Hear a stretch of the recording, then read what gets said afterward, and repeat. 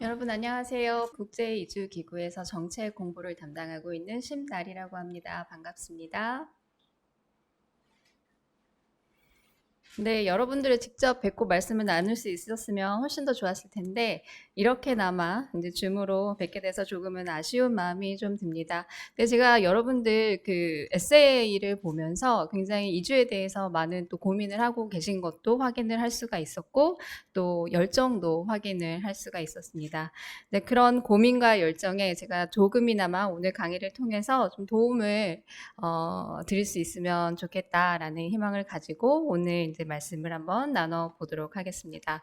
이 주에 대해서 이제 학문적으로도 사실은 최근에 굉장히 많이 논의가 되고 있습니다. 근데 저는 학자는 아니기 때문에 어떤 이론적인 측면에 대해서 말씀을 드리기보다는 현재 이주와 관련해서 세계적으로 또 아시아에서 그리고 또 한국에서 어떠한 일들이 벌어지고 있고 또 어떠한 시각을 가지고 이런 논의들을 하고 있는지 아주 수박 겉핥기식으로 한번 전달을 해드리려고 합니다. 이주라는 거는 이주의 주인공은 누구인가요? 바로 사람이죠. 그렇기 때문에 이 사람이 움직이는 것인 만큼 뭐 우리는 보통 이제 경제 중심적으로 이 이주를 논하고 있는데 경제 중심적인 어떤 논의를 조금 탈피해서 정치, 경제, 사회, 문화 이렇게 다 방면에서 이주에 대한 논의들이 최근에 굉장히 많이 확장이 되고 있습니다. 최근에는 뭐 이주와 발전, 뭐 이주와 기후 변화, 그리고 이주와 도시 이렇게 해서 좀 연계된 교차하는 이런 논의들도 굉장히 많이 있는데요. 왜 이렇게 활발해지고 있느냐? 바로 이주가 글로벌 메가 트렌드가 되고 있다. 그런 이유 때문이다라고 말씀을 드릴 수가 있겠습니다. 간략하게 소개를 드렸고요. 오늘 주제에 대해서 네, 이제 저희가 본격적으로 말씀을 드리기 전에 제가 왜 이 얘기를 하는가, 제가 속한 기구가 어떤 곳인가 한번 간략하게 소개를 좀 드려야 될 필요가 있을 것 같습니다. 제가 속한 기구는 국제이주기구라고 하고요. 1951년도에 제2차 세계대전이 끝나면서 유럽에 굉장히 많은 이주자들이 발생을 했습니다. 그러면서 이제 이 이주자들을 어떻게 재정착을 잘 시킬 것인가, 이런 고민을 하는 과정에서 정부 간 기구로서 이제 저희 기구가 탄생이 됐고요. 올해로 70주년이 되었습니다. 한국의 사무소를 연 거는 거의 한 30년 정도가 됐고요. 저희가 하고 있는 일들은 여기에 소개가 되어 있으니까 그냥 한번 참고를 하시면 될 것 같고요. 그래서 저희는 이제 각 나라들이 이주 문제 관리하는 것을 좀 지원을 하고 또 이주 과정에서 발생하는 또 여러 가지 인도적인 위기 상황들이 있습니다. 근데 이런 때 재난 구호를 한다거나 또 난민을 비롯한 여러 이주자들을 지원하는 일 이런 것들을 하고 있다고 보시면 되겠습니다. 이 사진을 혹시 뭔지 아실까요? 아시는 분들이 계실까요? 이 사진은 1970년대 중반에 그 베트남 전쟁이 끝나고 나서 그 베트남의 사회주의 정권이 들어섰죠. 그러면서 배를 타고 베트남을 탈출하는 사람들이 굉장히 많이 있었습니다. 소위 우리가 이제 베트남 보트 피플 이렇게 얘기를 하죠. 베트남 보트 난민 이렇게도 얘기를 하고, 근데 그때 당시에 한국이 파병을 이제 베트남에 했다가 이제 돌아오면서 한 1,300명 정도의 이 난민들을 구조를 해서 한국으로 돌아오게 됩니다. 그렇게 하면서 부산에 그 베트남 난민 보호소가 열리게 됐고요. 그 이후에 한 90년대 초 될 때까지 베트남 이 난민들이 미국이나 네덜란드, 프랑스 이런 나라들로 가기 전에 우리나라에서 중간 정착을 하게 됐습니다. 이 과정에서 IOM이 지원을 하게 됐고 이렇게 하면서 한국과 IOM이 첫 인연을 맺게 됐고, 사실상 이주라는 문제에 대해서도 한국 정부가 본격적으로 고민을 하는 계기가 이때 마련이 됐다라고 얘기를 할 수가 있겠습니다. 오늘 제가 드릴 말씀은 이렇게 세 가지 정도로 요약을 할 수 있을 것 같은데요. 먼저 글로벌 메가 트렌드 이주 이거를 세계적인 수준 그리고 아시아적인 수준 그리고 우리나라의 수준에서 각각의 동향들을 제가 소개를 드릴 거고 이제 두 번째로는 최근에 코로나19로 인해서 이주가 굉장히 많이 축소가 됐습니다. 많은 나라들이 국경을 봉쇄하고 하면서 이동성의 위기가 발생을 했는데 이제 그러한 현상 그리고 이것들이 가져온 어떤 경제적인 영향 그리고 그로 인해서 우리에게 던져진 과제들 이런 것들을 간략하게 소개를 드릴 거고요. 마지막으로 이와 관련해서 우리가 조금 스스로에게 질문해 봐야 될 지점들. 굉장히 저희가 에세이에서도 많이 받는 이제 그런 얘기들이 많이 나왔는데 이런 부분들을 소개를 드리면서 제가 말씀을 마무리하도록 하겠습니다. 이주가 뭘까요? 정확하게 정의를 내리실 수 있는 분들 계실지 모르겠습니다. 그런데 이주에 대해서 사실 국제적으로도 명확하게 합의된 정의는 없습니다. 그렇지만 이제 대강 이렇게 생각을 할 수 있죠. 익숙한 곳을 떠나서 낯선 곳으로 이동하는 행위다. 대강 이런 느낌을 가질 수가 있습니다. 그런데 얼마나 오래 있어야 이주인가? 혹시 뭐 배낭여행을 가는 건 이주가 아닌 건가? 이런 것에 대해서도 우리는 굉장히 명확하게 얘기를 할 수가 없습니다. 그렇기 때문에 실제 나라마다 이 이주를 어떻게 정의를 해야 할지도 다 조금씩 차이가 있고요. 그리고 또 장기 체류자냐, 단기 체류자냐 이런 구분을 하는 것도 또 나라마다 다릅니다. 또 어떤 나라에서는 그 이민 2세대라고 불리는 사람들을 이주자 통계에 넣기도 하고 또 어떤 나라는 넣지 않기도 하고 있는데요. 그렇기 때문에 이런 이주 정책과 관련해서 어떤 나라마다의 통계를 비교하는 게 굉장히 어려운 게 현실입니다.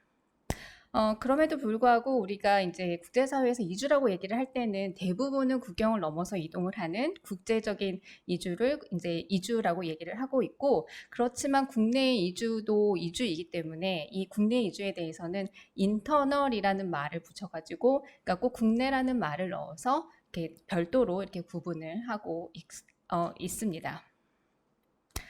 이주의 종류는 굉장히 다양합니다. 많이들 알고 계시죠? 뭐 노동을 위해서 하는 이주도 있고 공부하기 위해서 가는 유학, 뭐 결혼이나 가족 결합을 목적으로 하는 이주 이런 것들이 있습니다. 근데 이러한 지금 말씀드린 이주 같은 경우는 본인이 원해서 가는 자발적인 이주라고 할 수 있겠죠.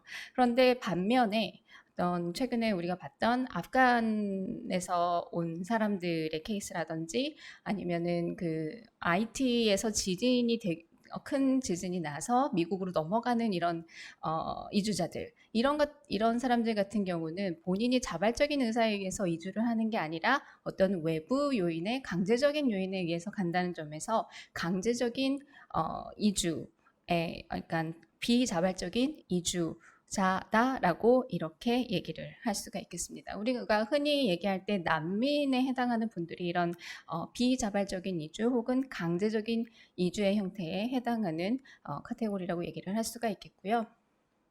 그리고 최근에는 트래피킹이라는 말을 좀 들어보신 분도 계실 것 같고 아닌 분들도 계실 것 같은데 우리나라에서는 트래피킹이라는 말을 흔히 인신매매라고 부릅니다.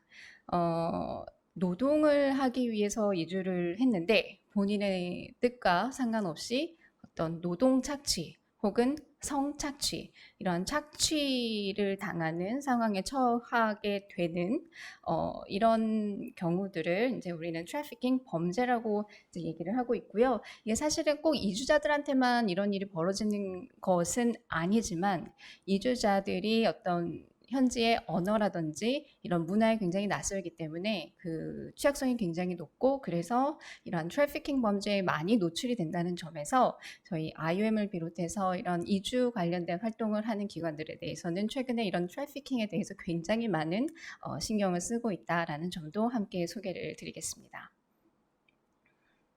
다양한 이주자들의 모습을 보여드리고 싶어서 사진을 가지고 왔는데 첫 번째 사진 이제 요걸 보시면 요거는 노동 이주자들의 사진이죠. 맨 위에 왼쪽 맨 위에 노동 이주를 하는 사람들의 모습을 보여주고 있고 그 아래 사진은 뭐 또 한국으로 또 아시아 지역에서 많이 일어나고 있는 결혼 이주자들의 모습입니다.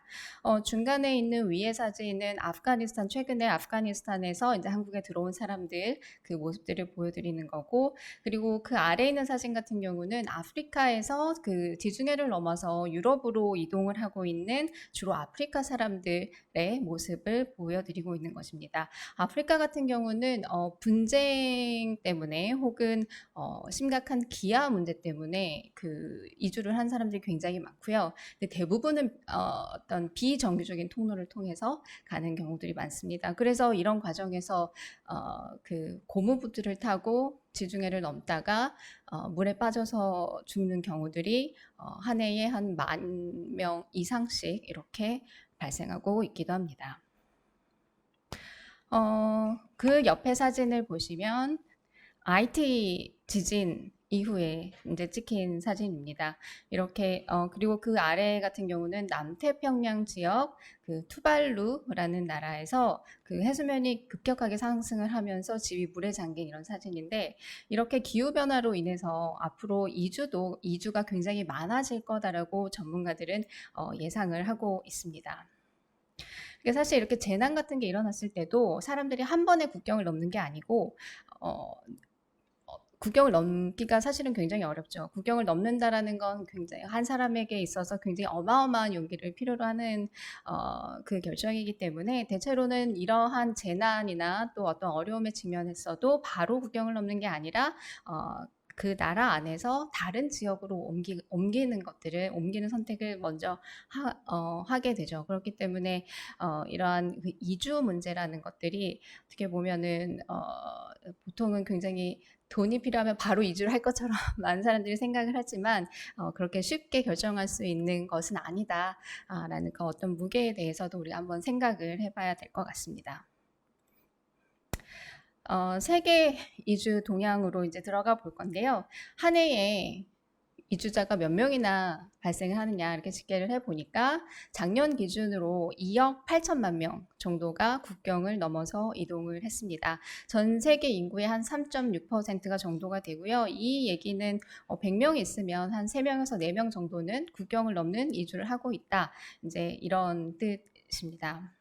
이게 코로나 때문에 조금 줄어들지 않겠는가라고 생각을 했는데 그렇지가 않았습니다. 이게 19년도까지의 표를 제가 이제 표가 작성이 되어 있는데 2019년도 기준으로 2억 7천만 명 정도였거든요. 근데 2020년에 2억 8천만 명으로 조금 늘어난 걸 보실 수가 있고 근데 사실 1995년 기준으로 우리가 생각을 했을 때 그 당시에는 한 1억 7천만 명 정도가 국경을 넘는 이주를 했었습니다. 그래서 이때 예상을 하기로는 20년 정도 후에는 뭐 2억 7천만 명까지 될 거라고는 생각도 당시에는 못했다고 해요. 그래서 굉장히 급격하게 이렇게 이주가 늘어나는 것들을 국제사회가 경험을 하면서 비로소 이주가 메가 트렌드다라고 이제 얘기를 하기 시작했던 데가 이제 2017년, 18년, 19년 요때 이렇게 되었었습니다.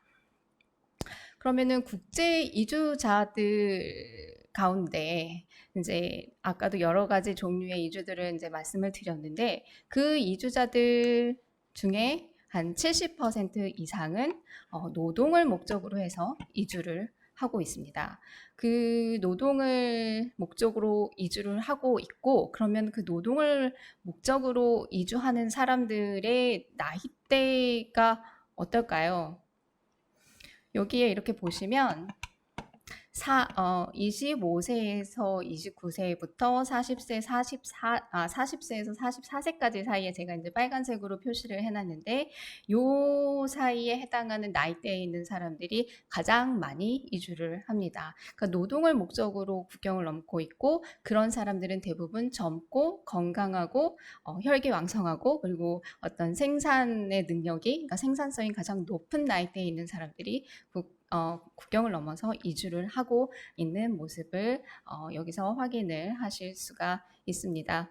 이주자들을 생각을 해보면 보통은 남자가 많을 것이다라고 좀 이렇게 관념이 있는데 그렇지는 않게 지금 이제 데이터는 얘기를 하고 있습니다. 남자와 여자가 거의 비슷한 수준으로 국경을 넘고 있는 것으로 이렇게 확인이 됩니다. 그러면은 이 사람들은 어디서 어디로 많이 움직일까요? 여기 조금 그래프가 조금 흐릿하게 되어 있긴 한데요. 보시면 사람들은 인도 출신이 가장 많습니다. 그 다음에 멕시코, 러시아, 중국 순으로 이주자 출신국들이 이제 집계가 되고 있고요. 원래 2019년까지는 중국이 2위, 3위 정도에 해당을 했었습니다. 그때까지는. 근데 최근에 러시아가 좀 더 많이 올라왔고요. 그리고 근데 아마도 왜 그렇게 중국이 좀 내려가느냐라고 생각을 해보면 중국이 최근에 들어서 인재 유출을 좀 막고 해외에 거주하고 있는 중국인들을 좀 더 다시 중국으로 데려와야겠다라고 하는 그런 정책적인 흐름을 타고 있어서 아마도 그런 결과가 아닌가라고 이제 전문가들은 추측을 하고 있습니다. 그리고 이 밖에 중국 밑에는 시리아가 있고 방글라데시, 파키스탄, 우크라이나, 필리핀, 아프가니스탄 이런 순서대로 이제 출신국들이 집계가 되고 있습니다. 여기 색깔로 구분이 되어 있는 게 뭐냐면 여기서 파란 계열 색깔들이 아시아에 해당하는 나라들입니다. 아시아가 지금 10개 국가 중에서 아시아가 다 6개 국가가 해당되니까 굉장히 많죠. 그다음에 목적국 오른쪽 표를 보시면 목적국은 당연히 일자리가 많은 곳으로 사람들이 옮겨갈 것이다 라고 예상하는 게 어렵지가 않겠습니다. 미국이 절대적인 1위 국가로 이제 랭크가 되어 있고요. 그다음에는 독일 그리고 사우디아라비아, 러시아, 영국, 아랍에미리트, 프랑스, 캐나다, 오스트레일리아 뭐 이런 순으로 있는 거를 보실 수가 있겠습니다. 미국 1위하고 그다음에 이제 중국, 뭐 사우디아라비아 2, 3위 이 차이가 어마어마하게 크다라는 것도 조금 흥미로운 지점이 아닐까 생각이 들고요. 근데 여기서 이제 독일 같은 경우 보면 사실은 난민도 굉장히 많이 받고 있고 노동 이주자도 굉장히 많이 받고 있는 나라거든요. 그리고 굉장히 이주민 친화적인 정책을 과거에 했었는데 최근에는 좀 어떤 백래시 이런 것들도 굉장히 많고 정치적인 우경화의 흐름들도 이제 계속 많이 강화가 되면서 좀 그런 경향들이 줄어들기도 했지만 그럼에도 불구하고 2019년에만 1,300만 명 정도에 달하는 이주민이 독일로 들어갔다고 합니다. 뭐 독일로 가는 데는 독일 인근에 있는 폴란드라든지 뭐 터키, 러시아, 카자흐스탄 뭐 이런 데들에서 가장 많이 오고 또 시리아 난민이라든지 아프가니스탄 난민들도 독일 쪽으로 또 많이 들어가고 있습니다. 출신지하고 그리고 목적국을 또 대륙별로 다시 한번 나눠서 좀 살펴보려고 하는데요. 왜냐하면 저희가 이제 아시아에 대해서 얘기를 하니까 그래서 아까 말씀드린 것처럼 파란색 계열이 이제 아시아 대륙에 속하는 나라들입니다. 그래서 지금 출신 왼쪽에 있는 원그래프를 보시면 파란색이 전체의 한 3분의 1 정도 를 차지하는 걸 보실 수가 있습니다. 그 얘기는 전체 이주자 중에서 아시아 출신자가 최소한 30%는 된다. 이제 이렇게 보실 수가 있는 거고 목적국으로 봤을 때는 오른쪽에 핑크색이 이제 유럽이고 자주색이 이제 미국이죠. 그래서 이쪽으로 주로 또 많이 가는 걸 보실 수가 있고 그 다음에 이 주황색이 서유럽 이쪽이 서아시아 에 해당하는 이제 곳들입니다. 주로 이제 중동 산유국들이 포함되어 있는 이제 그쪽인데 그쪽으로도 아시아 사람들이 굉장히 많이 가고 있는데 여기도 목적국으로 굉장히 많은 이제 이주자들이 향하는 곳이라고 보시면 되겠습니다. 이제 아시아 이야기로 넘어가 보겠습니다. 아시아는 오른쪽에 있는 이 지도만을 보셔도 굉장히 굉장히 밀도가 굉장히 높은 걸 보실 수가 있습니다.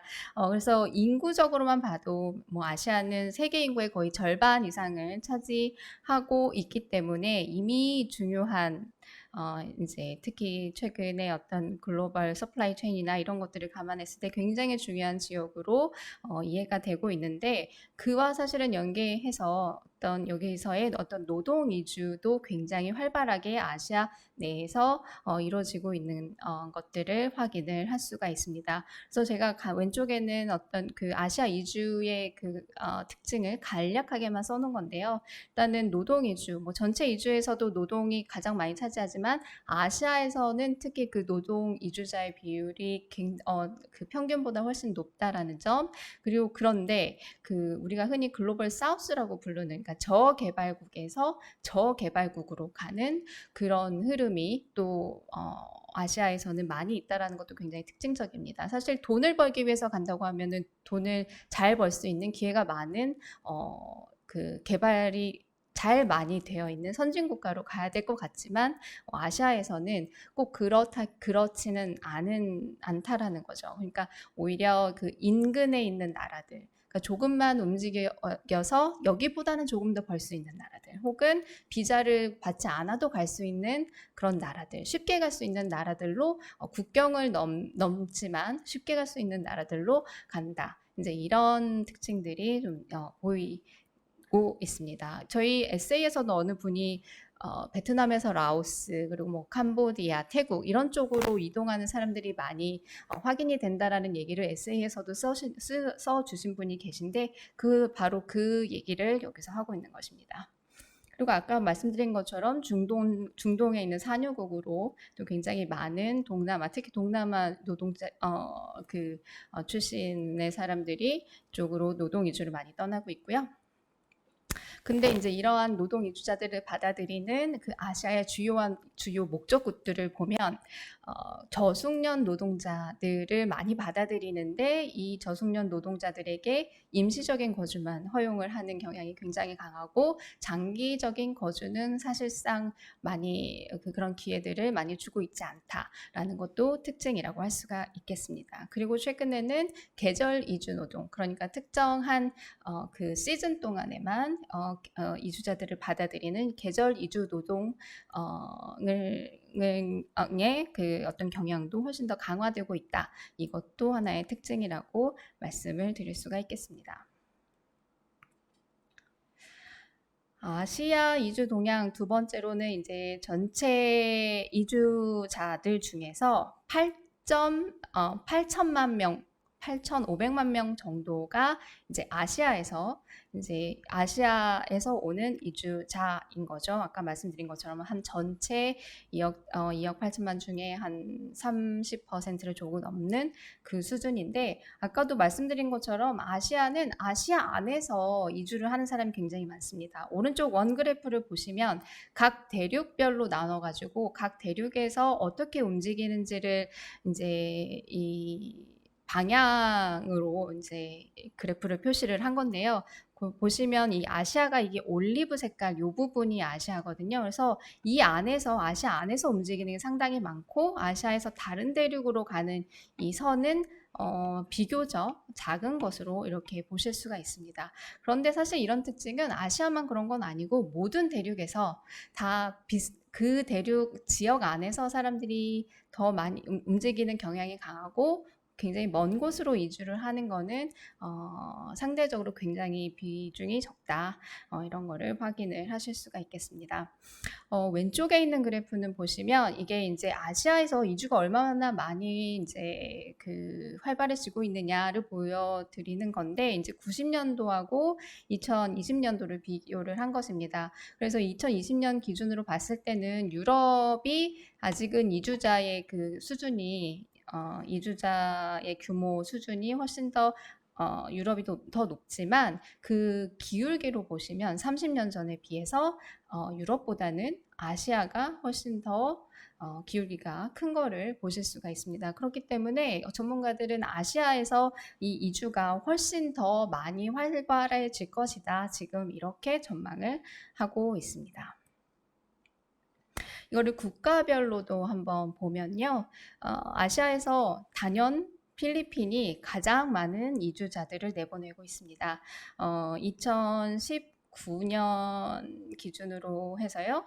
지금 150만 명 정도가 이제 필리핀에서 나가고 있죠. 그 다음에는 뭐 방글라데시, 파키스탄 이런 순으로 집계가 되고 있습니다. 뭐 필리핀 같은 경우는 많이들 아실 거예요. 전통적으로 국가가 주도해서 외국으로 그 노동 이주를 굉장히 많이 보냈습니다. 그렇기 때문에 필리핀 같은 경우는 이런 자국민을 노동 이주를 보내는 것과 관련된 어떤 정부 시스템도 굉장히 잘 되어 있고요. 그래서 이번에 그 코로나가 이제 왔을 때 많은 국가들이 해외에 나가 있는 자국민들을 데려와야 되는데 이제 락다운도 되고 막 이렇게 하면서 그런 것들을 사실 질서 있게 잘 하지 못했습니다. 그런데 필리핀은 굉장히 빠르게 이런 것들을 잘했어요. 전 세계를 동원해가지고 자국민들을 빨리 국내로 들여오고 하는 이런 일들을 필리핀은 진짜 잘했다라고 평가를 받고 있거든요. 굉장히 오랜 시간 동안 정부가 이런 노동 이주 정책을 취해온 것과 이런 이 대응이 굉장히 대응의 어떤 노련미 이런 게 다 그런 데서 좀 반영이 되었다라고 볼 수가 있겠습니다.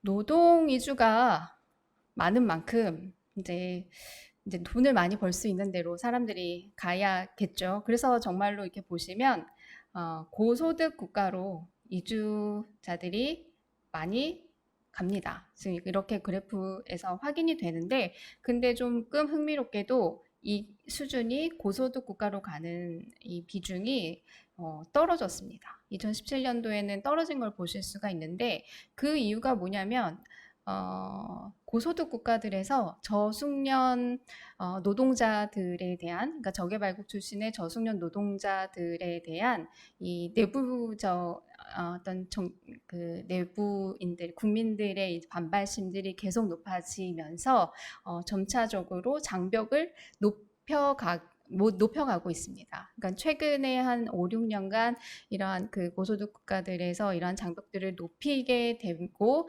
고숙련 노동자들은 웰컴 하면서 유치를 하지만 저숙련 노동자들에 대해서는 가급적인 제한을 하려는 이런 정책적인 방향들을 대부분 취하고 있기 때문에 저숙련 노동자들이 좀 이런 쪽으로 가기 어려웠고, 그래서 이제 그 중위소득 수준의 국가로 가는 비중들은 상대적으로 더 높아졌다. 이렇게 좀 해석을 할 수가 있겠습니다. 노동 이주를 가는 만큼 이제 그러한 노동 이주의 어떤 결과물이라고 하는 거는 돈을 얼마나 버느냐, 결국 어떤 송금, 그러니까 노동 이주자들이 내가 거기서 돈 벌어서 거기서 쓰려고 돈을 버는 게 아니고 결국에는 본국에 있는 이제 가족에게나 혹은 누군가에게 보내기 위해서 이제 돈을 버는 거잖아요. 그래서 송금이 얼마나 이루어지는지 이거를 이제 본 건데, 이거는 아시아 수준에서 본 건 아니고 전체 세계를 다 같이 집계를 한 건데, 그 안에서 제가 이제 아시아에 있는 아시아 국가들은 빨간색으로 표시를 해 놨습니다. 그 아시아 보시면 일단은 뭐 당연히 미국에서 나가는 송금액이 가장 크고요. 그 다음에 아랍에미레이트, 사우디아라비아 이런 나라들에서 나가는 그 규모도 그 다음 순위를 차지하고 있습니다. 아시아에서는 그 밖에 뭐 중국을 제가 빼놓고 했네요. 중국에서도 적지 않은 송금액이 나가고 있고, 쿠웨이트, 그리고 한국이 10번째에 랭크되어 있는 것도 매우 특징적이다라고 할 수가 있겠습니다. 사실은 받아들이는 수준으로만 하면 한국이 10손가락 안에는 안 드는데, 그 송금액 수준으로 하면 10손가락 안에 든다라는 거는 뭐 굉장히 또 많은 이야기를 할 수 있는 부분들이라고 생각을 합니다. 그래서 그 송금액이 어디로 많이 가느냐, 가장 많이 가는 데가 인도, 그리고 중국, 그다음에는 아시아 국가로는 이제 필리핀, 파키스탄, 그리고 베트남 이런 나라들이 있는 것을 보실 수가 있겠습니다. 근데 여기에 들어가 있지는 않은데요. 그 네팔 같은 경우는 송금액에 대한 그 국가의 의존도가 굉장히 높습니다. 전체 나라 GDP 한 20%에서 25% 사이 정도를 송금액이 차지를 하고 있다고 하거든요. 그만큼 이제 특히 저개발국일수록 이런 송금에 대한 어떤 국가적인 의존도 이런 것들이 굉장히 높고, 또 그만큼 중요하다. 노동 이주가 굉장히 중요하다. 이런 것들을 말씀을 드릴 수가 있겠습니다. 근데 또 여기서 한 가지 말씀을 드리고 싶은 건 이렇게 집계된 것들은 대부분 다 오피셜한 통로를 통해서 가는 송금액들만 집계가 되는 거거든요, 사실. 근데 많이들 뭐 아시겠지만 이렇게 인편을 통해서 비공식적인 루트를 통해서 송금이 굉장히 많이 이루어지기 때문에 그런 것들까지 포함을 한다고 한다면 송금액은 여기에 있는 것보다 훨씬 더 뭐 한 거의 뭐 2배 가까이 이렇게 커질 수도 있다라고 이제 전문가들은 예상을 하고 있습니다.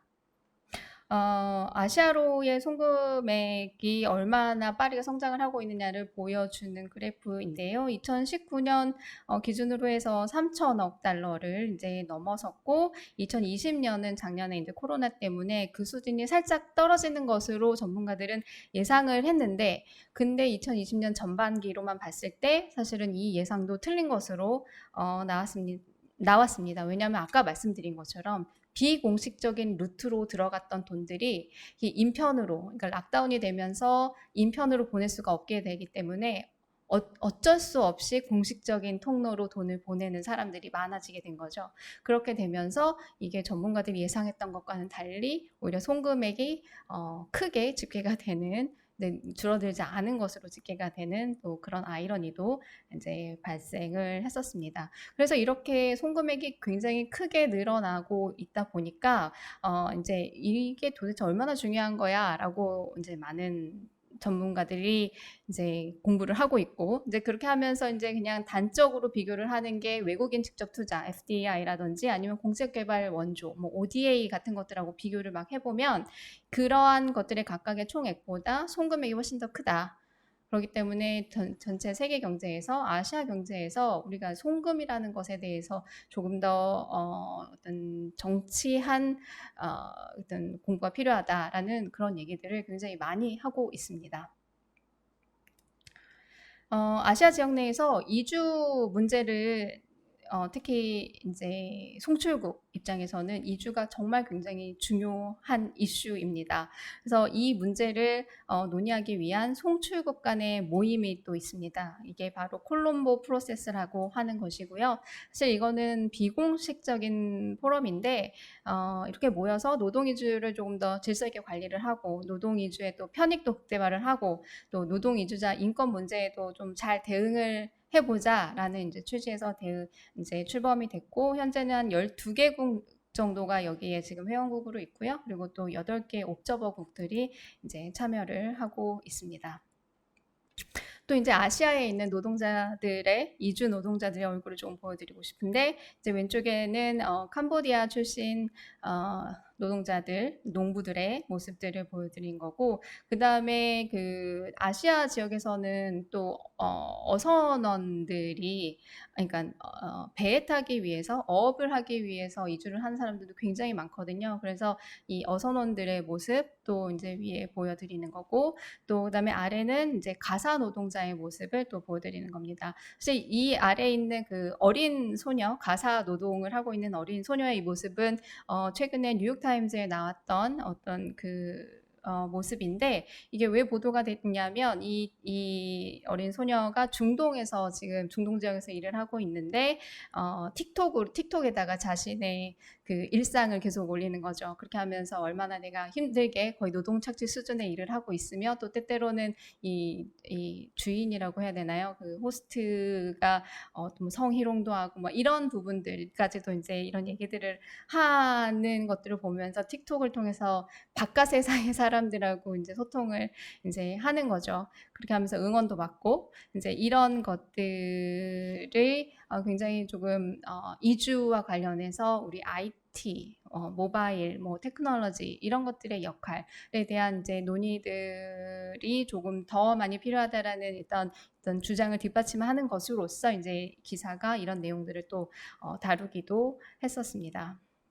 특히 중동 지역에서는 이렇게 노동 착취라든지 성착취 이슈들이 굉장히 많이 발생을 하고 있는데 좀 충분히 다뤄지지 못하고 있는 실정입니다.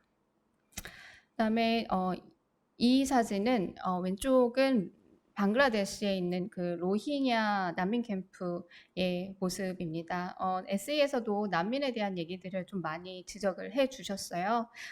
난민들에 대한 우리 사회의 태도 이런 것들에 대한 얘기를 많이 해 주셨는데 이 방글라데시에 있는 로힝야 난민 캠프 사실 아시아 지역에 있는 이슈이고 또 우리하고도 사실 어떻게 보면 그렇게 멀지 않은 데서 일어나고 있는 일임에도 불구하고 한국 내에서는 이에 대한 어떤 논의들이 사실 많이 충분히 이루어지지는 못하고 있는 실정입니다.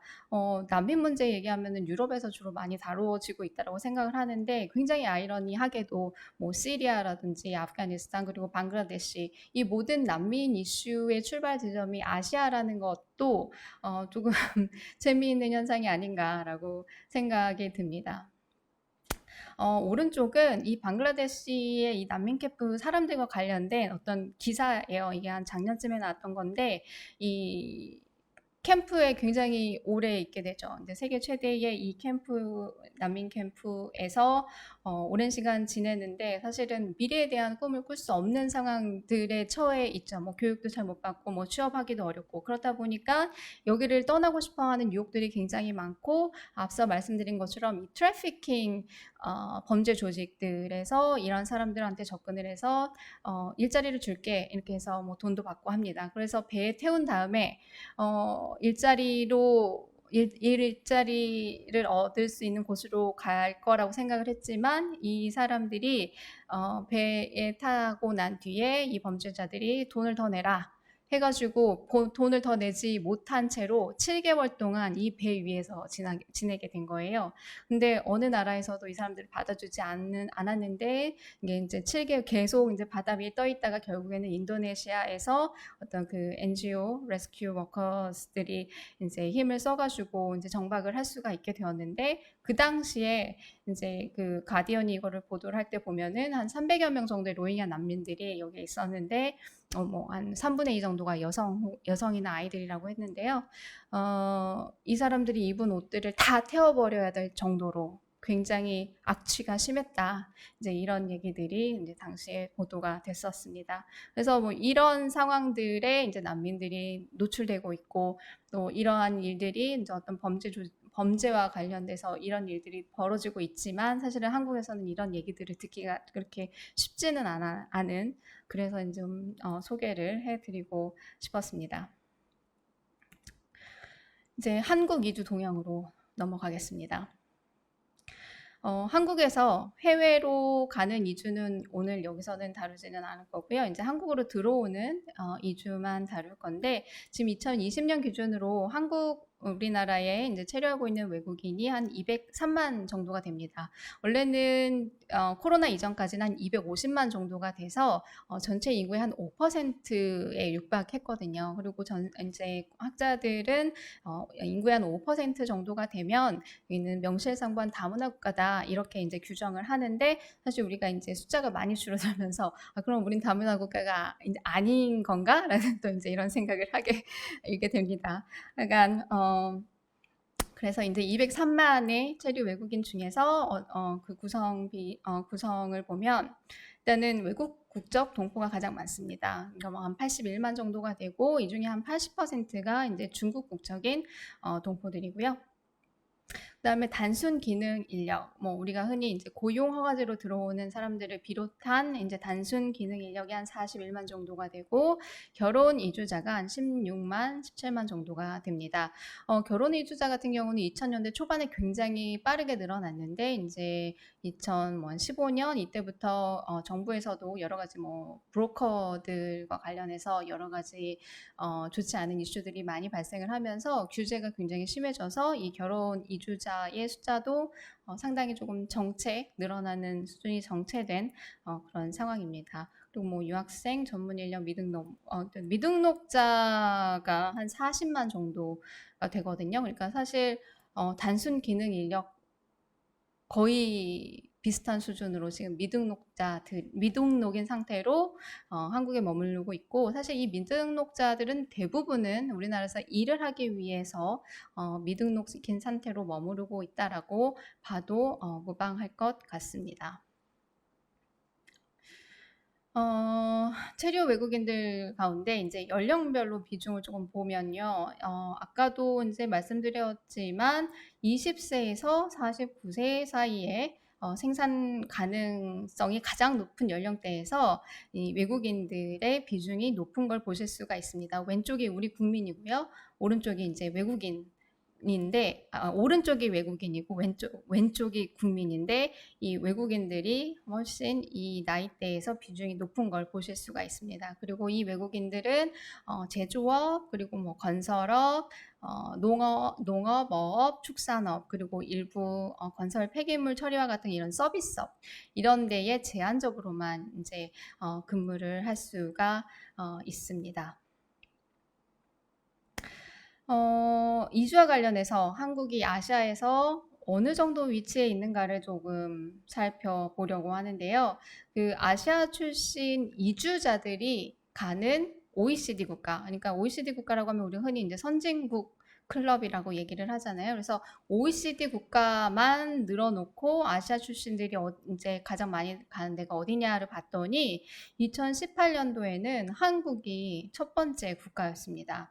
2019년도에는 그게 이제 일본이 첫 번째 국가가 됐는데, 여간 한국이 이렇게 첫 번째 위치에 있다? 이것도 조금 의아했었는데요. 그래서 어쨌든 이렇게 한국으로 많이 왔고, 또 오는 사람 중에 대부분은 이제 중국이나 태국, 베트남, 우즈벡 출신들이 많았다. 라고 보실 수가 있습니다. 그리고 이들 나라는 모두 우리나라가 그 고용허가제로 MOU를 맺은 나라들이거든요. 그래서 이제 고용허가제로 해마다 한 5만 명 정도의 쿼터가 있기 때문에 그거에 맞춰서 이들 나라에서 노동자들이 들어와서 이제 우리나라에 취직을 하게 되는 것입니다.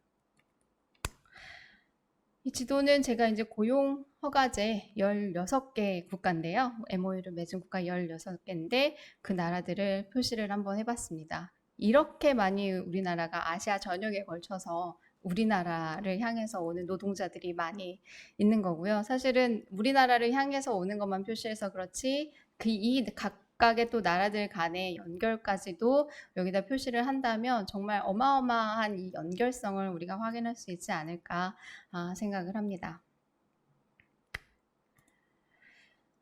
이렇게 많이 들어오는데 그러면 우리 한국에서는 이 다양한 문화, 다양한 인종, 다양한 언어에 대해서 얼마만큼 수용을 가지고 있느냐 또 한번 체크를 해봐야 될 것 같습니다.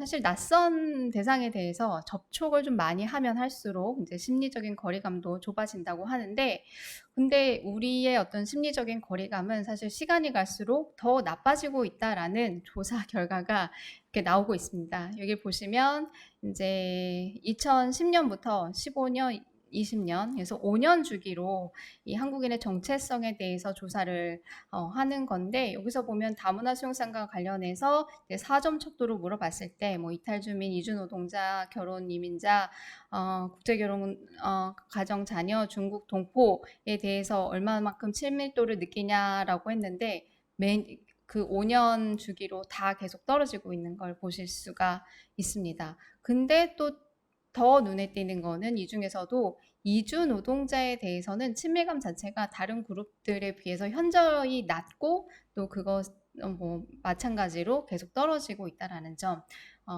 굉장히 우리가 눈여겨볼 지점이 아닌가 생각을 하고요. 그 다음에 오른쪽에 보시면 단일 민족, 단일 문화 국가를 선호하냐, 아니면 다민족, 다문화 국가를 선호하냐라고 이렇게 물었을 때도 다민족, 다문화 국가를 선호한다는 대답이 이렇게 조사 때마다 계속 떨어지고 있는 걸 보실 수가 있습니다.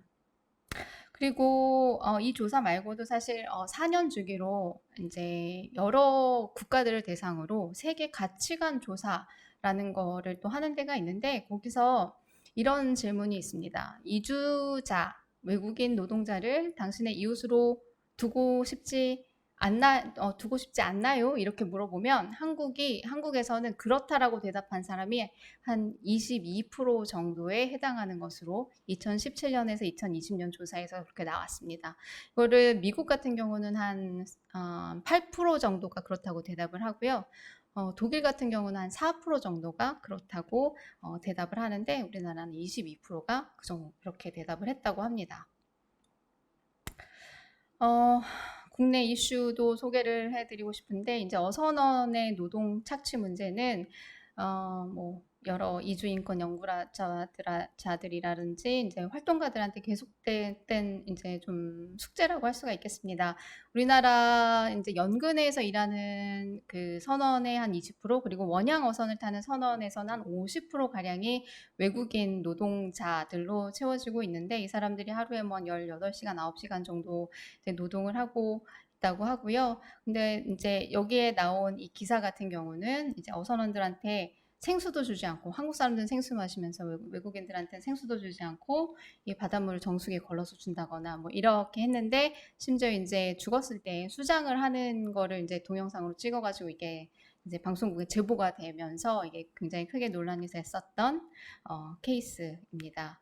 그리고 옆에 있는 이 기사 같은 경우는 한국에서 거의 다뤄지지가 않았는데 지난 5년간 한국에 들어온 태국인 한 500여 명이 사망을 했다는 이제 탐사 보도였습니다. 그런데 대부분은 미등록 체류자고요. 그래서 한국 땅에서 죽고 있는데 어떻게 와서 왜 죽는지에 대해서 한국은 아무것도 모른다라는 이제 이런 얘기를 하고 있는 기사입니다. 이제 코로나19와 이동성 위기로 넘어가 보겠습니다. 짧게 가야 될 것 같은데 이제 국경을 넘는 게 힘들어졌죠. 코로나19로 인해서. 그래서 저희 IOM에서는 이런 국경을 계속 이제 트래킹을 하고 있거든요. 그래서 전 세계 한 4,400개 국경들을 대상으로 해서 뭐 항로, 육로, 해로 할 거 없이 이제 저희가 트래킹을 합니다. 그래서 국가와 국가 이제 X축, Y축 다 나가지고 얼마만큼 자유로운가를 이제 표시를 하는 건데 파란색일수록 자유로운 거고 빨간색일수록 이제 완전히 봉쇄가 된 건데 지금 2020년 3월 보시면 굉장히 파랗죠? 근데 점점 이제 빨간색이 늘어나고 하다가 최근 들어서 조금씩 주황색이 회복이 되고 해서 2020년 8월 지금 이 정도 수준인 것으로 파악이 됩니다. 그래서 아시아 지역 뭐 많은 국가들이 이제 봉쇄도 풀고 또 뭐 일부 제한을 걸고 이렇게 이제 돌아가고 있는데 아시아 지역도 지금 한 12% 정도는 국경 출입을 좀 제한을 하고 있는 것으로 지금 파악이 되고 있습니다. 국경을 걸어 잠그면서 세계 경제도 크게 위축이 되고 있고요. 그러니까 이동성 제약으로 당연히 노동 이주도 못하게 되고 우리나라도 고용허가제 쿼터 5만여 명 중에 한 10%밖에 들어오지 못했거든요. 작년에. 그렇기 때문에 당연히 송금이 영향을 받습니다. 세계적인 수준의 송금도 이렇게 떨어진 걸 보실 수가 있고 아시아도 이렇게 떨어진 걸 보실 수가 있습니다. 나라별로도 중국 같은 경우에는 한 13%가 떨어지고 그다음에 베트남도 한 7% 이상 떨어졌는데 파키스탄, 방글라데시는 오히려 늘어난 걸 또 보실 수가 있습니다. 이거는 아까 말씀드린 것처럼 비공식 통로로 이동을 하던 송금이 이제 공식 통로로 들어오면서 오히려 조금 늘어난 것처럼 보이는 이제 이런 것이라고 전문가들은 이제 분석을 하고 있습니다. 이동성 재앙으로 사실은 송출국들은 이렇게 송금액이 줄어들어서 고통을 받고 있는데 그러면 목적국들은 어떤 영향을 받고 있을까 보시면 요 사이에 이제 이주 노동자들이 없어서 힘들다라는 중소기업 사장들의 말이나 아니면 농업 종사자들의 목소리를 뉴스에서 많이 들어보셨을 것 같아요. 이제 우리나라도 이제 고용허가제 이 노동자들 못 들어오고 계절 노동자들도 못 들어오고 또 중국 동포들이 많이 했었던 이 간병 노동자들도 코로나로 인해서 뭐 귀국을 많이 하고 이렇게 하면서 줄어들었어요. 그래서 이러한 이제 보도들이 많이 나오고 있습니다. 또 근데 사실은 이게 한국만의 일은 아니고요. 전 세계 공통적인 이슈가 됐었고요. 그래서 독일 같은 경우는 전 세계를 띄워가지고 계절 노동자를 데리고 오기도 했었고 프랑스 같은 경우는 실업자가 된 도시 사람들한테 농촌 일자리를 알선을 했어요. 근데 그게 생산성이 나오질 않는 거죠. 그래서 아래 이 기사 같은 경우는 뭐냐면 프랑스 사람들은 아스파라거스를 잘 못 뽑아가 이 뉴스의 이 타이틀입니다. 그러니까 써보려고 했는데 생산성이 이주 노동자들만큼 나오질 않는 거예요. 그래서 이 농부들이 굉장히 불만을 가졌다라는 이제 이런 얘기고, 그다음에 오른쪽 이 아래 그림 같은 경우는 보리스 존슨 이제 영국 총리인데 이 사람이 보수당 출신이죠. 그래서 굉장히 반이민적인 어떤 그 정당의 스탠스를 이제 본인이 이제 대표를 하고 있음에도 불구하고 이제 코로나에 걸려서 입원을 했고, 그러면서 이주자 출신 간호사들의 간병을 받았던 거죠. 그렇게 하면서 이 사람들한테 고맙다라는 인사를 하고 있는 장면인데, 이제 이걸 통해서 사실은 영국에서도 많은 걸 깨달았어요. 아, 진짜 우리가 이주 노동자들 없이 우리 사회가 유지가 되게 어렵겠구나라는 논의가 영국 사회에서 굉장히 많이 일어났고, 그래서 보수당의 의원들도 지금 어떤 브렉시트나 이런 것들에서 반이민주의에 대한 논의들이 굉장히 많았는데, 그런 것들을 조금 다시 돌아가야 되는 거 아닌가라는 얘기들이 영국에서 많이 나오고 있습니다. 네, 그럼에도 불구하고 우리가 이렇게 필요해서 노동자들을 이제 한국으로 오게 하고, 또 이제 각자 이제 목적국들이 이렇게 부르고 있는 건데, 그리고 그럼에도 불구하고 또한 또 바이러스가 인종이나 국적을 가리지 않는다라는 사실을 우리가 이제 지난 거의 2년 동안 이제 코로나를 겪으면서 거의 절실하게 깨닫게 됐는데도 불구하고, 이제 이런 혐오, 차별, 외국인에 대한 이런 태도들이 굉장히 만연해 있다. 뭐 한국에서 우리의 차별도 문제지만 사실은 이것도 한국만의 문제가 아니라 해외 곳곳에서 이런 일들이 벌어지고 있고요. 뭐 그래서 미국이나 서유럽에서의 뭐 아시안 헤이트, 그리고 이거는 중간에는 독일 슈피겔이라는 굉장히 유명한 잡지에서도 초반에 중국 바이러스라고 이런 식으로 표지를 써가지고 굉장히 많은 비판을 받았었고요. 그리고 오른쪽에 있는 이 기사 같은 경우도 이 제목은 지금 굉장히 순화가 된 건데, 이거 비판을 굉장히 많이 받아서 순화가 된 건데요. 원래는 제목이 뭐였냐면 대림동 차이나타운 가보니 가래침 뱉고 마스크 미착용 위생 불량 심각, 이렇게 하면서 대림동에 대해서, 그러니까 중국 동포들이 많이 살고 있는 대림동에 대해서 낙인을 찍는 듯한 이제 그런 보도여서 또 이것도 굉장히 많은 비판을 받은 바가 있었습니다.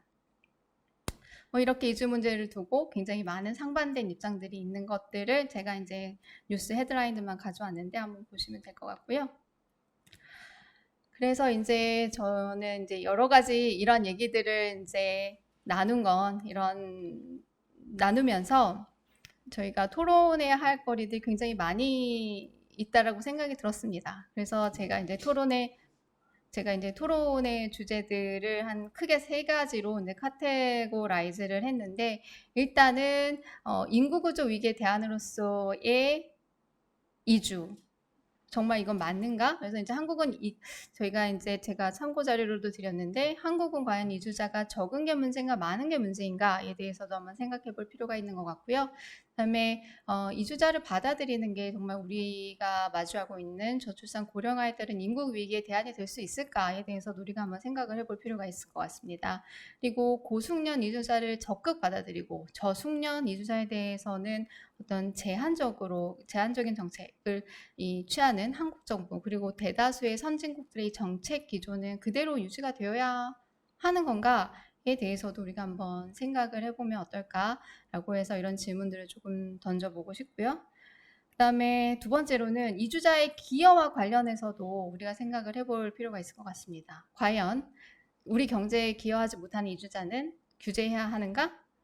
그리고 고숙련 노동자는 기여를 하고 저숙련 노동자는 기여가 아닌 부담인가? 그리고 경제적인 기여 외에 정치, 사회, 문화적인 기여는 기여가 아닐까? 근데 만약에 기여라고 한다면 그건 어떻게 측정을 할 수 있을까? 이제 이런 얘기를 좀 해보면 좋을 것 같습니다. 사실 오른쪽에 이게 아시는 분들도 있을 것 같아요. 축구 선수 굉장히 유명한 살라라는 리버풀 소속의 살라라는 축구 선수라고 하는데 이 사람이 이제 이집트 출신인데 득점하면 이렇게 골 세레머니를 기도하는 자세로 한다고 해요. 그래서 처음에는 굉장히 많은 이 비판을 받았다고 합니다. 영국 사람들의. 근데 이 사람이 축구를 너무 잘한 거죠. 그렇게 하면서 리버풀 팬들이 이제는 이렇게 얘기를 한다고 해요. 살라가 골 몇 개만 더 넣으면 나는 무슬림이 될 거야. 그래서 이제 살라를 굉장히 찬양하는 이제 이런 분위기들이 형성이 됐고, 실제 이것과 관련된 연구도 스탠포드에서 한 게 있는데, 살라 이후에 이 축구 팬들의 반이슬람 트윗이 절반 가까이가 줄었고요. 그다음에 그 리버풀을 비롯한 그 인근 지역에서의 인종차별 증오 범죄가 거의 20% 가까이 하락을 했다. 또 이런 연구 결과도 있습니다. 또 마지막으로는 차별 그리고 혐오할 자유가 있는가? 있다면 얼마만큼 이거는 허용될 수 있을까라는 고민을 좀 또 한번 해보면 좋을 것 같은데요. 이 왼쪽에 있는 것들을 한번 읽어보시면 될 것 같고, 이 질문들은 오른쪽 같은 경우는 뭐냐면 라켓 소년단이라는 그 드라마가 최근에 있었는데 그 안에서 그 선수단이 인도네시아로 원정 경기를 간 모양이에요. 근데 거기서 인도네시아에 대해서 다소 조금 나쁜 표현들이 있는 거죠. 그랬더니 인도네시아에서 이 드라마를 즐겨서 시청하던 사람들이 그 홈페이지에 찾아가고 뭐 SNS에 가서 인도네시아 차별하지 마라, 보이콧하겠다, 뭐 이런 이제 불만을 표시를 한 거죠. 그래서 결국에는 제작진들이 이제 사과를 하게 이르는 이런 일도 있었다고 합니다. 이제 이런 것들을 보면서 우리가 세계와 그리고 아시아와 연결된 세상에서 이러한 외국인에 대한 어떤 우리의 차별적인 시선들은 얼마만큼이나 허용될 수 있을까라고 이런 고민들도 좀 한번 해보면 좋을 것 같고, 또 무엇보다 그 국제사회에서 이제 책임 있는 중견 국가로서 한국은 이주와 관련해서 어떤 역할을 또 해야 하는가 라는 고민도 우리가 함께 해보면 좋을 것 같습니다.